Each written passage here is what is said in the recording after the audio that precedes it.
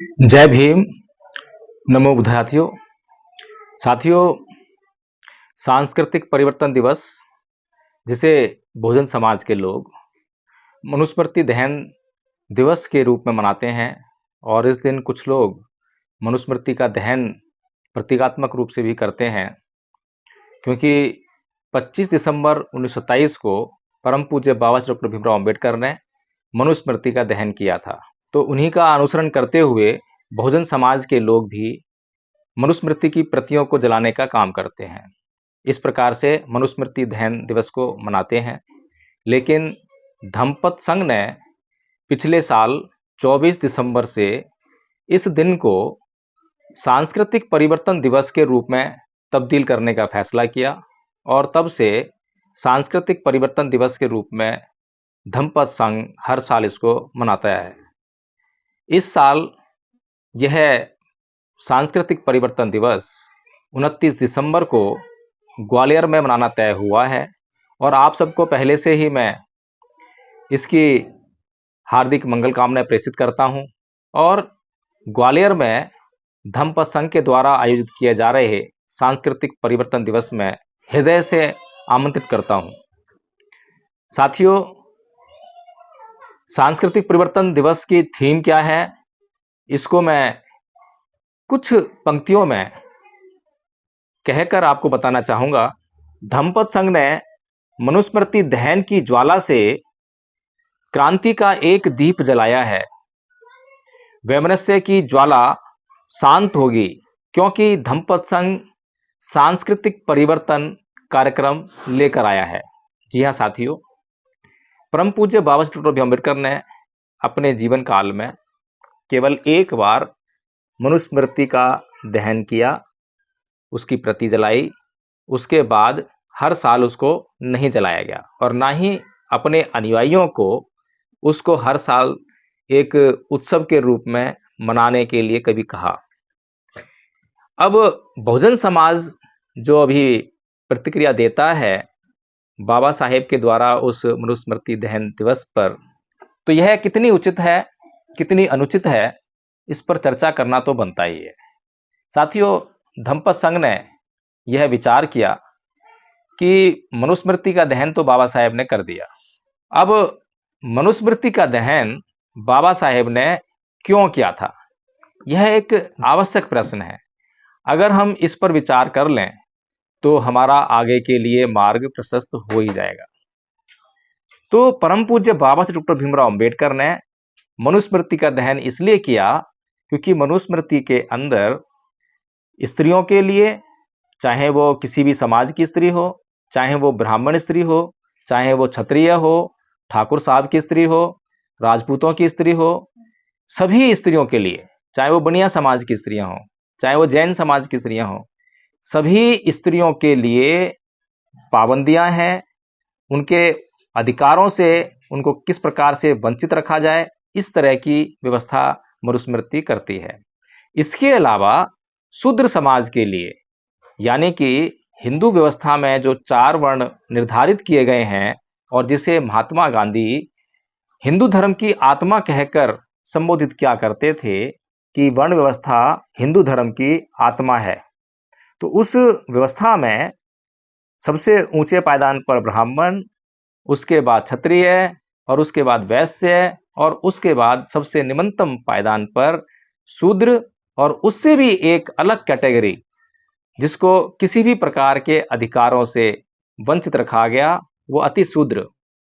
तो जो आज ओबीसी समाज है उसको हम शूद्र के रूप में जानते हैं, लेकिन अचंभे की बात है कि ये जो चारों वर्ण हैं एक दूसरे से किसी ना किसी तरह से संतुष्ट नजर आते हैं। खैर, ये मामला अलग है, इस पर हम कभी और बात करेंगे। कुल मिलाकर यह है कि जब परम पूज्य बाबा साहब डॉक्टर भीमराव अंबेडकर ने मनुस्मृति को पढ़ा, उसका गहन अध्ययन किया, और ये पाया कि यह जो है एक अमानवीय ग्रंथ है, यह मानव समाज के व्यवहार के योग्य है ही नहीं, तो उसका दहन किया, उसको जलाया।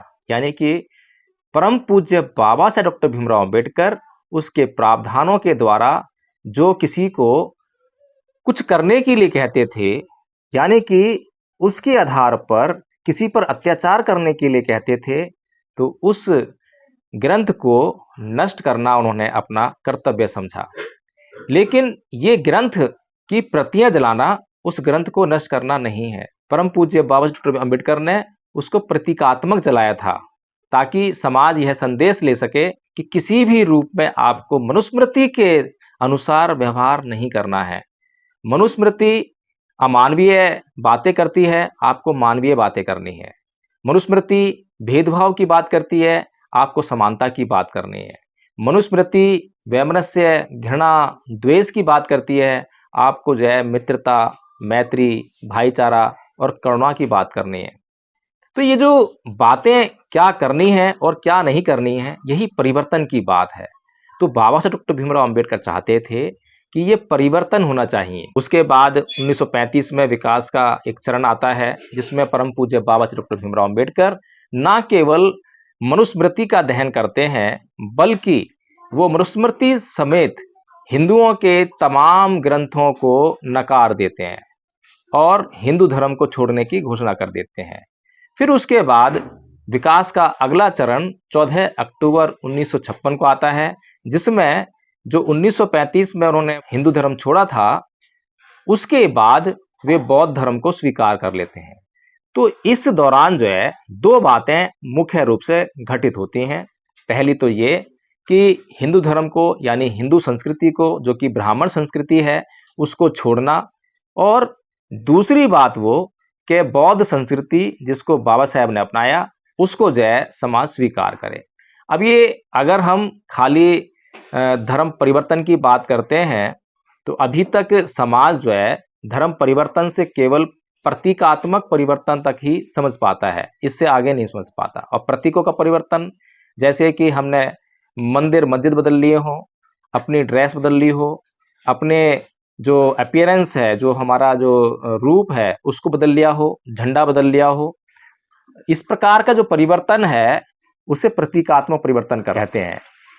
अभी तक पूरी दुनिया में धर्म परिवर्तन के नाम पर केवल यही परिवर्तन आपको दिखाई देता है। तो इस प्रकार का परिवर्तन किसी भी व्यक्ति के लिए बहुत आसान है, लेकिन बाबा साहेब डॉक्टर भीमराव अंबेडकर के लिए धर्म कोई प्रतीक का मामला नहीं था।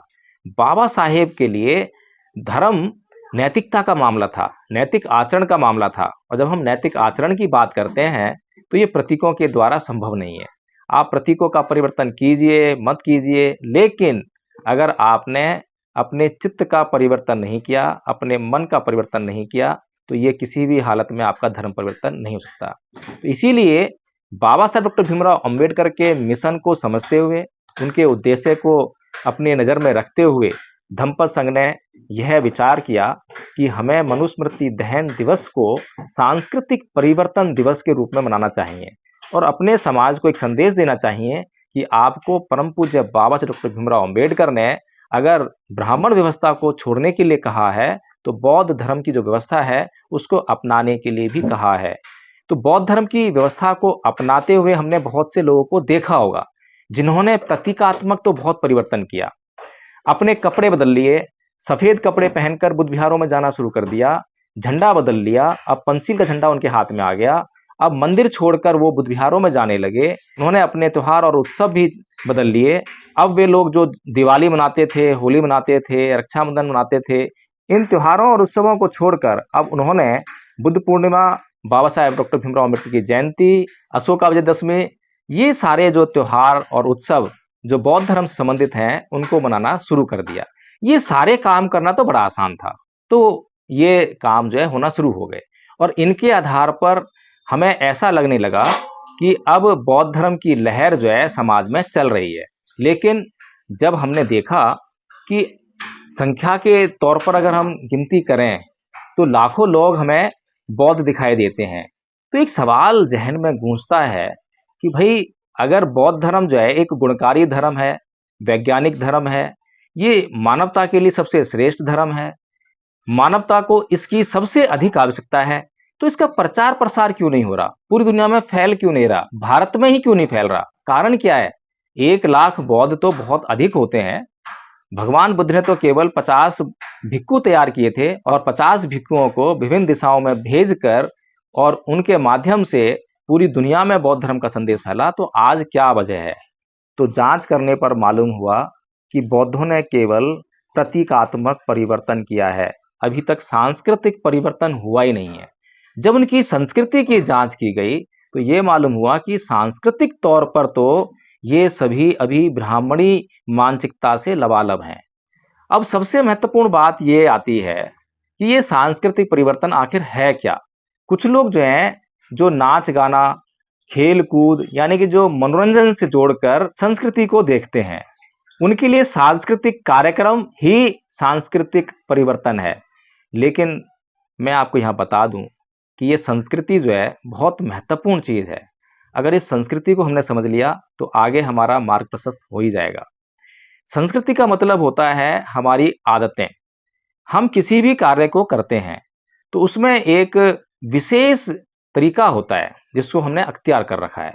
अब ये आदतें ऐसी हैं कि अगर इनको हम एक दिन में बदलना चाहें तो उनके लिए बहुत मुश्किल है और कठिनाई उत्पन्न हो जाएगी। इसी को संस्कृति कहते हैं। यानी कि हम सुबह उठते हैं और शाम को जब हम सोते हैं, इस दौरान जितना भी हम काम करते हैं वो सारे काम जो है हम अपनी आदतों से करते हैं। ऐसा कोई भी काम नहीं है या इक्का दुक्का कामों को छोड़कर सारे काम जो है हम रोज करना नहीं सीखते हैं, बल्कि पहले से ही सीखे हुए काम के आधार पर वो काम को हम आसानी से कर लेते हैं। अगर हमें रोज रोज काम को सीखना पड़े और फिर करें उस काम को तो हमारे लिए बहुत कठिनाई हो जाएगी। इसीलिए हमारी जिंदगी जो है वो संस्कृति के आधार पर चलती है, हमारी आदतों से चलती है। तो इन आदतों में परिवर्तन करना बेहद जरूरी है। इसी को सांस्कृतिक परिवर्तन कहते हैं। अभी हमारी जो आदतें हैं, जो हमारे सोचने का ढंग है, वो ब्राह्मणी मानसिकता या फिर दुनिया के जितने भी धर्म हैं उन्हीं की मानसिकता की तरह है। विशेष तौर पर जो चित्त के विकार हैं, जिनको तमाम संत महापुरुष जो है पहचान लेते हैं, काम, क्रोध, मोह, लोभ, द्वेष, तृष्णा, ईर्ष्या, राग, ये सारे जो विकार हैं, सभी महापुरुष इनकी तमाम बातें करते हैं और इनको जो है बुरा बताते हैं कि ये मनुष्य के स्वभाव के लिए बहुत खतरनाक है।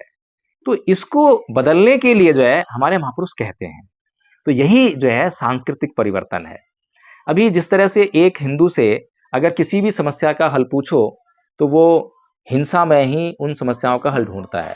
एक मुसलमान से पूछो तो वो भी हिंसा में ही उन समस्याओं का हल ढूंढेगा। ईसाई से पूछो तो वो भी हिंसा में ही। प्रेम की, भाईचारे की बात करेंगे, लेकिन जब समस्याओं को सुलझाने की बात आए तो सबसे पहले हिंसा का सहारा जब लिया जाता है तो वो एक संस्कृति है, एक सोचने तरीका है। उदाहरण के लिए अगर किसी को मैं गाली दूं तो वो पलटकर क्या करेगा? तो वो पलटकर जो है मुझे भी गाली गलौज करेगा, मेरे प्रति क्रोध प्रदर्शित करेगा, मुझ पर जो है हिंसा का प्रदर्शन करेगा, मारपीट करेगा।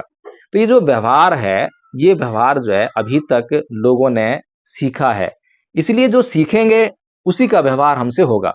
जो हमने सीखा ही नहीं है उसका व्यवहार करने में बहुत कठिनाई होने वाली है। तो हमने कभी भी अहिंसा का व्यवहार नहीं सीखा, इसलिए अब हमें अहिंसा का व्यवहार करने में बड़ी कठिनाई होती है, बड़ा अपमान महसूस होता है। इसीलिए धम्मपद संघ ने इस अभियान की शुरुआत की कि हमें सांस्कृतिक परिवर्तन पर जोर देना है, हमें सांस्कृतिक परिवर्तन करना है।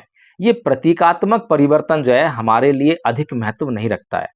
आपका प्रतीकात्मक परिवर्तन हुआ या नहीं हुआ, लेकिन अगर आपका सांस्कृतिक परिवर्तन नहीं हुआ, चित्त का परिवर्तन नहीं हुआ, तो आपका कल्याण होने वाला नहीं। तो आपसे अनुरोध है कि इस सांस्कृतिक परिवर्तन दिवस पर आप भारी से भारी संख्या में ग्वालियर पहुंचें और इस कार्यक्रम में शामिल हों। इस कार्यक्रम की थीम को समझें, इसके उद्देश्य को समझें और खुद भी इसको मनुसात करके इस संस्कृति के प्रचार प्रसार में अपना योगदान दें। और इस संस्कृति के प्रचार प्रसार के लिए धम्मपद संघ विशेष रूप से प्रशिक्षण कार्यक्रम चलाता है, जिसके लिए एक पाठ्यक्रम तैयार किया है और इस पाठ्यक्रम को 3 श्रेणियों में विभाजित किया है। प्रथम वर्ष, द्वितीय वर्ष और तृतीय वर्ष।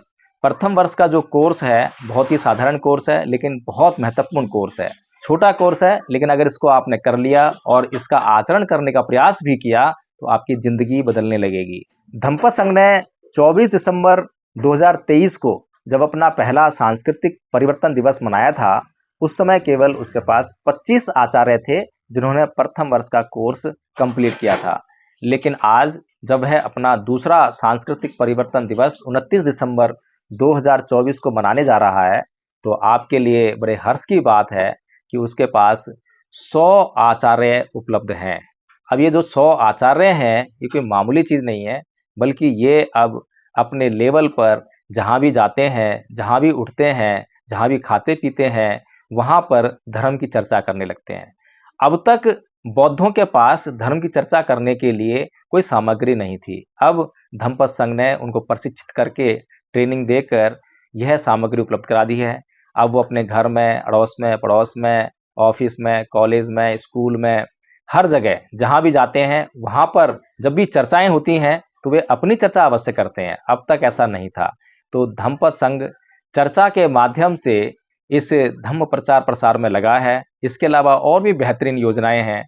आप भी धम्मपद संघ से जुड़िए और धम्मपद संघ का जो उद्देश्य है, लक्ष्य है, उसको समझने का प्रयास कीजिए, उसकी जांच कीजिए और अपने सुझाव दीजिए। और यह संघ किसी एक व्यक्ति का नहीं है, ना ये संस्थापक का है, ना ये संघ नायक का है, ना किसी व्यक्ति का है।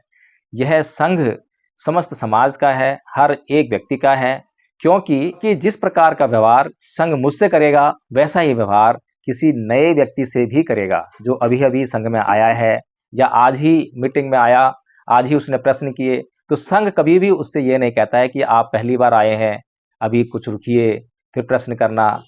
संघ जो है, जो भी प्रश्न उपस्थित होते हैं, अगर उसका जवाब संघ के पास है, तो संघ उन्हें आमंत्रित करता है और उनके प्रश्नों का जवाब भी देता है। तो इसलिए साथियों, मैं आपसे फिर से विनती करता हूँ कि आप जो है इस कार्यक्रम का हिस्सा बनिए और भारत को बौद्धमय करने के लिए जो सशक्त योजना धम्मपद संघ आपके सामने लेकर आया है, उसको समझिए और उसको आगे बढ़ाने का प्रयास कीजिए। जय भीम, नमो बुद्धाय।